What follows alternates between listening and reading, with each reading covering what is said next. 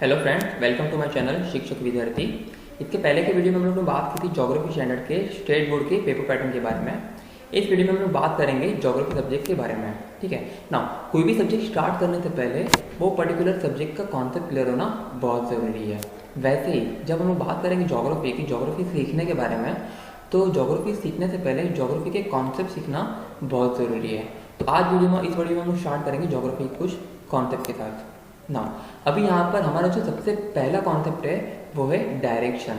आपको ज्योग्राफी पढ़ने से पहले आपको डायरेक्शन को आइडेंटिफाई करना बहुत ज़रूरी है। ठीक है, तो कैसे किया जाता है हम देखते हैं ना। अभी यहाँ पर एक बेसिक चीज़ है जो आपको याद रखनी है। वो बेसिक चीज़ के ऊपर से आपको सारे के सारे डायरेक्शन फाइंड करना एकदम ईजी हो जाएगा।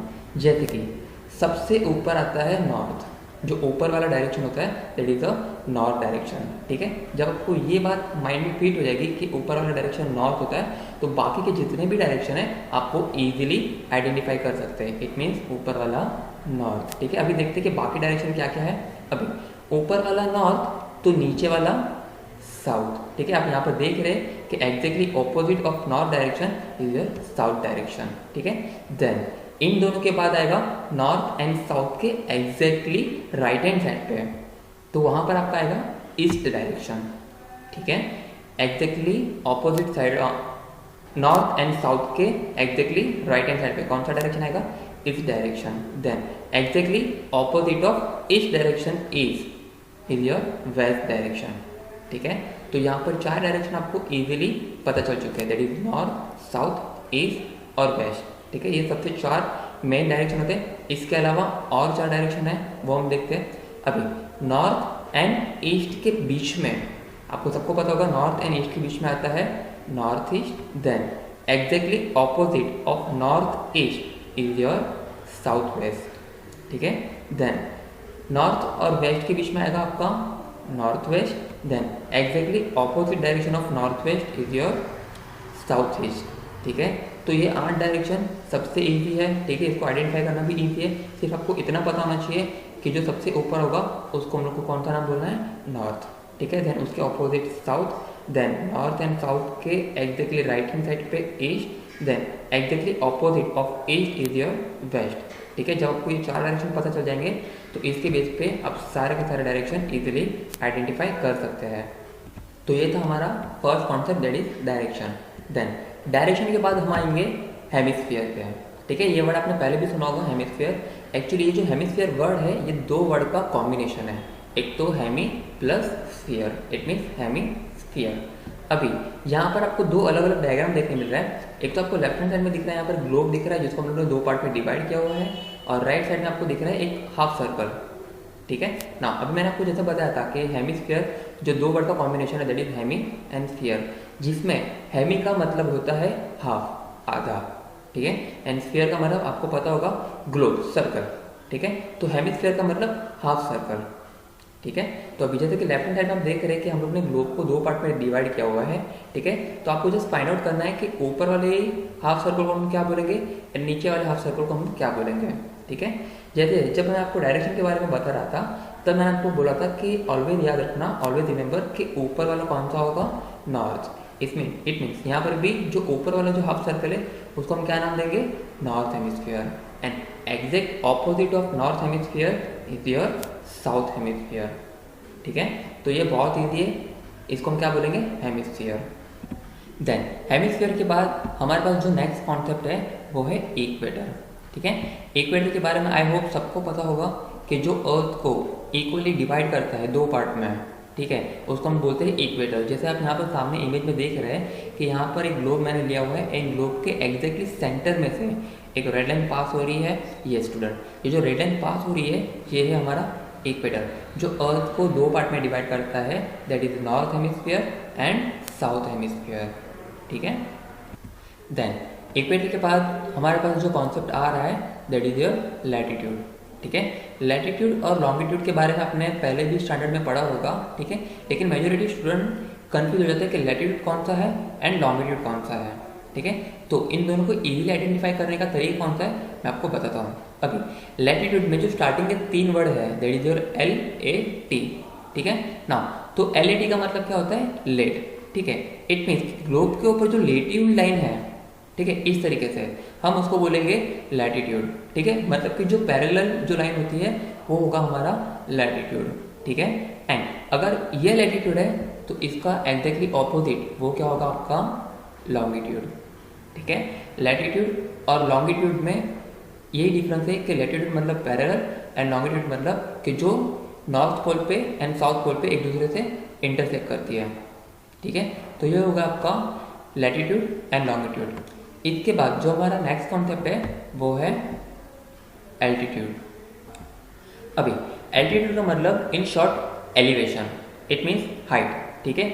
जब कोई भी पर्टिकुलर ऑब्जेक्ट की हम हाइट मेजर करते हैं फ्रॉम द सी लेवल, याद रखना स्टूडेंट, मैंने क्या बोला कि जब कोई भी पर्टिकुलर ऑब्जेक्ट की हम हाइट मेजर करते हैं फ्रॉम द सी लेवल, तब उसको हम बोलते हैं एल्टीट्यूड। जैसे कि सामने इमेज में आपको दिख रहा है कि नीचे समंदर है, ठीक है, एंड ऊपर एक प्लेन जा रहा है, ठीक है, एंड हम उसकी हाइट मेजर कर रहे हैं। तो इसका मतलब हम लोग क्या कर रहे हैं, एल्टीट्यूड को मेजर कर रहे हैं। देन इसके बाद जो हमारा नेक्स्ट कॉन्सेप्ट है that is Tropic of Cancer and Tropic of Capricorn. Now Tropic of Cancer and Tropic of Capricorn ये भी एक तरीके से इमेजिनरी लाइन ही है एंड ये भी एक तरीके से लैटिट्यूड ही है, ठीक है। नाउ अभी ये क्या होता है हम देखते हैं।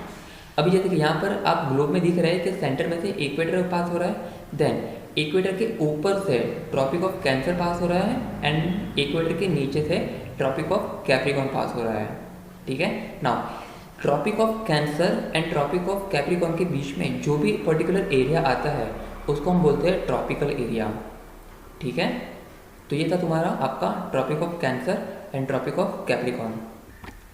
ना Tropic of Capricorn and Tropic of Cancer के बाद हम आएंगे हमारे एक्चुअल चैप्टर पे, ठीक है, दैट इज चैप्टर नंबर 2, ठीक है। अभी आप कंफ्यूज हो जाएंगे कि मतलब चैप्टर नंबर 1 तो अभी तक आया नहीं है वीडियो में, लेकिन स्टार्टिंग से चैप्टर नंबर 2 कैसे आ गया।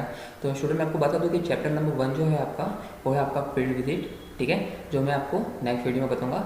हम यहाँ पर स्टार्ट करेंगे चैप्टर नंबर 2 के साथ एंड चैप्टर नंबर 2 का आपका नाम है that is location and extend. अभी कोई भी चैप्टर स्टार्ट करने से पहले वो पर्टिकुलर चैप्टर के बारे में थोड़ा सा मतलब ऊपर से थोड़ा नॉलेज लेना बहुत जरूरी है। जैसे कि यहाँ पर आप चैप्टर का नाम देख रहे हैं लोकेशन एंड एक्सटेंड। सबसे पहले तो लोकेशन मतलब क्या, किसी भी पर्टिकुलर प्लेस का उसका एग्जैक्ट लोकेशन, एंड एक्सटेंड मतलब कि वो पर्टिकुलर जो एरिया है, वो पर्टिकुलर जो लोकेशन है वो कितने एरिया में फैला हुआ है, ठीक है।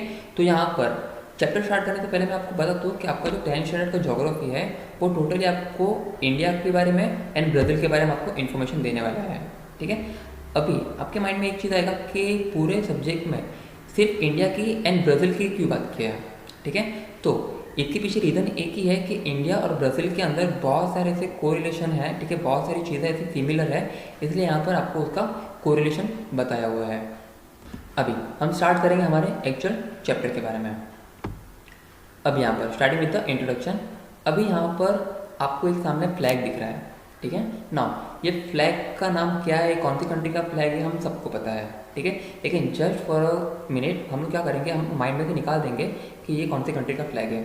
अभी देखते हैं कि ये कौन सी कंट्री का, कुछ मैं आपको क्लू देता हूँ जो आपको शायद से हेल्प करेगा आपको आइडेंटिफाई करने के लिए, ठीक है। तो आपका जो सबसे पहला क्लू है वो है it is second largest populated country in the world, ठीक है। कि मतलब ये जो आपके सामने जो फ्लैग आया था अभी वो एक ऐसी कंट्री का फ्लैग है जहाँ पर जो पॉपुलेशन है वो सेकंड रैंक पे आती है, ठीक है। यह होगा आपका फर्स्ट क्लू। देन आपका सेकंड क्लू है फेमस फॉर इट्स स्पाइसेस। मतलब ये एक ऐसी कंट्री का फ्लैग था जो उनके मसालों के लिए बहुत ज़्यादा प्रसिद्ध है, ठीक है, मतलब वो अपने स्पाइसेस के लिए बहुत फेमस है। देन आपका जो थर्ड क्लू है वो है आपका क्रिकेट। इट मीन्स कि यहाँ का जो क्रिकेट टीम है वो बहुत फेमस है। ये एक ऐसी कंट्री का फ्लैग था जहाँ की क्रिकेट टीम बहुत फेमस है, ठीक है। एंड सामने आपको कुछ प्लेयर्स भी दिख रहे हैं क्रिकेट टीम के, जैसे कि सेंटर में महेंद्र सिंह धोनी है, देन उनके राइट हैंड साइड में अश्विन खड़े हुए हैं एंड लेफ्ट हैंड साइड में विराट कोहली खड़े हुए हैं, ठीक है। ना तो अभी तक आई होप कि आप सबको क्लियर हो गया होगा कि ये कौन सी कंट्री का फ्लैग था ना। तो अनफॉर्चुनेटली अपने माइंड में जो नाम आया है कंट्री का, ठीक है, वो थोड़ा सा अधूरा है, ठीक है। तो वो नाम को पूरा करते हैं। ये कंट्री का नाम है रिपब्लिक ऑफ इंडिया, ठीक है। आपके माइंड में इंडिया आ गया होगा, लेकिन ये कंट्री का पूरा नाम जो है वो है रिपब्लिक ऑफ इंडिया। अभी रिपब्लिक का मतलब क्या, ठीक है, ये आपके माइंड में क्वेश्चन मार्क आया होगा, ठीक है ना। रिपब्लिक इन द सेंस कि जहाँ पर जो गवर्नमेंट काम करती है, जैसे कि इंडिया में जो गवर्नमेंट काम कर रही है, जैसे कि अभी फ़िलहाल इंडिया में इन द ईयर 2020, ठीक है, यहाँ पर अभी बीजेपी की गवर्नमेंट है, ठीक है। तो बीजेपी की गवर्नमेंट अपने आप में यही है, उसको हम लोग ने इलेक्शन में सिलेक्ट किया है, ठीक है। हमने उनको बोलते ना एक रिस्पॉन्सिबिलिटी दी है कि ये जो 5 साल है ये आपको काम करना है इंडिया के लिए, ठीक है। देन 5 साल के बाद हम देखेंगे कि आपने क्या क्या काम किया है कंट्री के अंदर। देन अगर हमको अच्छा लगता है कि नहीं कि ये जो पर्टिकुलर रिस्पेक्टिव गवर्नमेंट है, that is the BJP government, उन्होंने अगर अच्छा काम किया है तो नेक्स्ट 5 ईयर भी हम उनको ही रिस्पॉन्सिबिलिटी देते हैं। लेकिन अगर हमारे माइंड में आता है कि नहीं कि गवर्नमेंट ने कुछ अच्छा काम नहीं किया है या फिर ये और अच्छा कर सकती थी, तो हम क्या करेंगे कि किसी दूसरे गवर्नमेंट के ऊपर ट्राई करेंगे इन द सेंस कि हम किसी और को रिस्पॉन्सिबिलिटी देंगे जिसके ऊपर हमें लगता है कि नहीं कि ये गवर्नमेंट अभी हमारे लिए काम कर सकती है। इन द शॉर्ट कि रिपब्लिक मतलब कि एक ऐसी कंट्री जहाँ का पावर, अल्टीमेट पावर वहाँ की जनता के हाथ में हो, वहाँ के सिटीजन्स के हाथ में हो, ठीक है ना। अभी देखते हैं रिपब्लिक ऑफ इंडिया के बारे में थोड़ी सी basic information. Now total area is extended up to 32,87,263 square kilometre.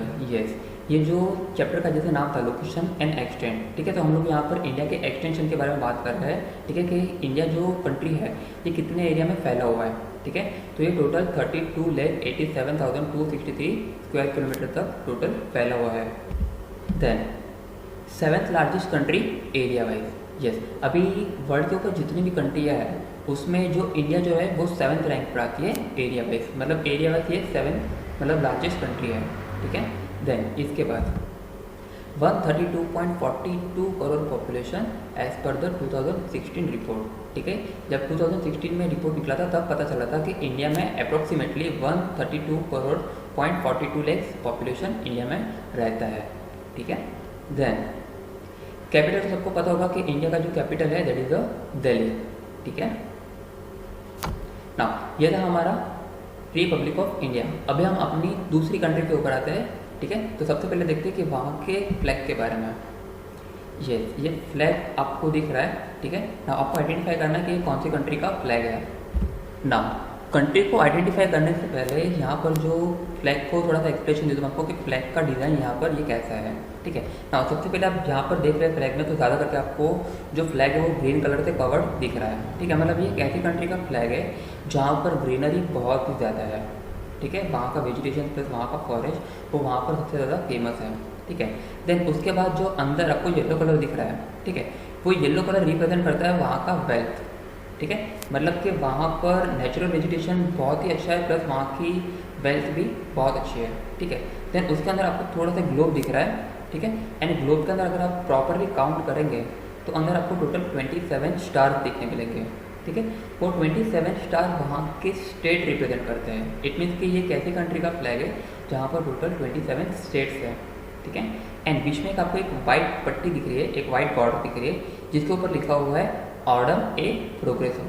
अभी ऑर्डम ए प्रोग्रेसो ये वहाँ का लोकल रीजनल लैंग्वेज है।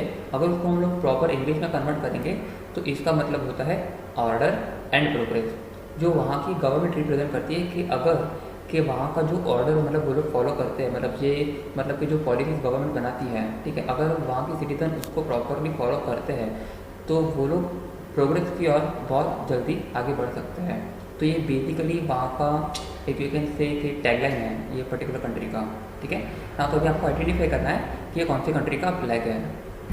तो अभी आइडेंटिफाई करने के लिए मैं आपको थोड़े से क्लू दूंगा, जैसे कि फेमस फॉर सांबा डांस, ठीक है, कि मतलब यहाँ का एक लोकल डांस है जिसका नाम है सांबा डांस। अभी जैसे कि इंडिया के अंदर हमको पता है कि कथकली है, ठीक है, बाद में और भी बहुत सारे डांस फॉर्म्स है इंडिया के अंदर।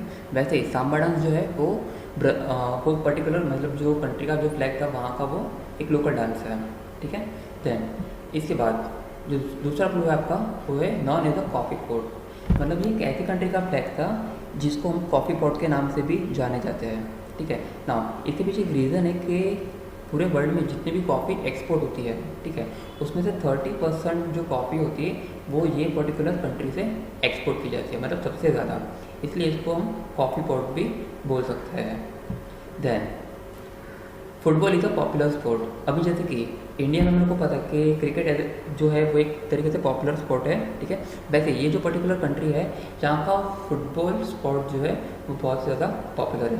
इसका नाम मैं आपको थोड़ी देर के बाद बताऊंगा जब आप आइडेंटिफाई कर लेंगे कि ये कौन सी कंट्री का फ्लैग था। ना identify the country. I hope कि आपके माइंड में एक नाम आया होगा, बट अनफॉर्चुनेटली ये नाम भी थोड़ा सा अधूरा है। जैसे हमने इंडिया के आगे कुछ लगाया था, एक नाम लगाया जैसे कि रिपब्लिक, वैसे ही हम यहाँ पर भी एक पूरा नाम लगाएंगे, that is the Federative Republic of Brazil, ठीक है। यहाँ पर भी आप अगर देखेंगे तो यहाँ पर भी ब्राज़ील के आगे लगा हुआ है रिपब्लिक, जिसका मतलब होता है कि यहाँ पर भी जो गवर्नमेंट होगी वो सिलेक्ट करने का वहाँ के सिटीजन्स करेंगे, ठीक है, वहाँ की पब्लिक करेगी, ठीक है। इसलिए मैंने आपको स्टार्टिंग में बोला था कि एक पर्टिकुलर सब्जेक्ट के अंदर जो ब्राज़ील और इंडिया का जो को रिलेशन बताया, इस वजह से क्योंकि यहाँ पर बहुत सारी सिमिलरिटी है जो आपको पूरे सब्जेक्ट में देखने मिलेगी ना। तो अभी यहाँ पर इसके पहले का आपके जो स्लाइड में आपने देखा था कि वहाँ पर एक फुटबॉल टीम थी, मैंने आपको बोला था कि इसका नाम मैं आपको बाद में बताऊँगा। तो वो थी ब्राज़ील की नेशनल फुटबॉल टीम, ठीक है, जो वर्ल्ड में बहुत ही फेमस है, ठीक है ना। वो देखते हैं कि ब्राज़ील के बारे में कुछ information. Now total area in 85,14,877 square kilometre. मतलब अगर आप यहाँ पर इंडिया के साथ कंपेयर करोगे ब्राज़ील को, तो एरिया वाइज जो है वो ब्राज़ील इंडिया से 3 गुना बड़ा है, ठीक है, मतलब बहुत ही बड़ा है एरिया में वो फैला हुआ है, ठीक है। Then 5th largest country area wise, जैसे कि इंडिया जो थी वो 7th लार्जेस्ट कंट्री थी एरिया वाइज, वैसे ब्राज़ील जो है वो 5th रैंक पर आती है, मतलब इंडिया से आगे है। Then 20.77 crore population as per the report of 2016, मतलब जब 2016 में रिपोर्ट आया था तब पता चला था कि ब्राज़ील में जो पॉपुलेशन है वो है 20.70 करोड़, 77 करोड़, ठीक है। मतलब अगर पॉपुलेशन वाइज देखोगे तो इंडिया के कंपेरेटिवली बहुत ही कम पॉपुलेशन है। कम क्यों है वो आपको अगले चैप्टर में पता चलेगा, दैट इज चैप्टर नंबर 3, ठीक है। आगे देखते हैं कैपिटल। कैपिटल जो है वो है ब्राज़ीलिया, जैसे इंडिया का कैपिटल था दिल्ली, वैसे ही ब्राज़ील का कैपिटल है ब्राज़ीलिया।